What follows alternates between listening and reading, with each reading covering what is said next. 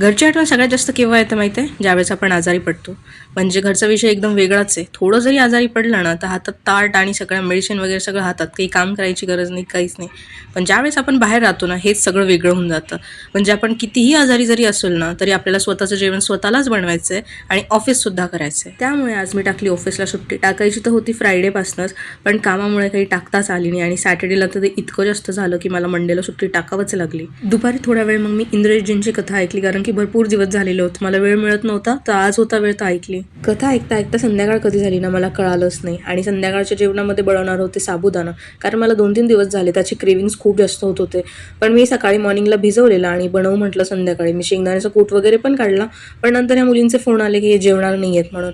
मग मी म्हटलं की एकटीसाठी पण काय बनवू, मग माझे मूड चालला गेला. मग मी काही बनवलं नाही आणि त्याच्यामुळे मग नंतर थोडंफार वेळ होता, तर मग काही भांडे वगैरे घासले, जे पण आवरायचं ते आवरलं घरातलं सगळं. झाल्याच्या नंतर मग मी मम्मासोबत खूप सगळ्या गप्पा वगैरे मारल्या आणि हा कोपरा ना माझा आता खूप जास्त आवडीचा झालेला आहे. एकतर आम्ही 11th फ्लोअरवर असतो आणि इतकी छान गार हवा येत असते ना इकडे, त्यामुळे मला खूप आवडतं.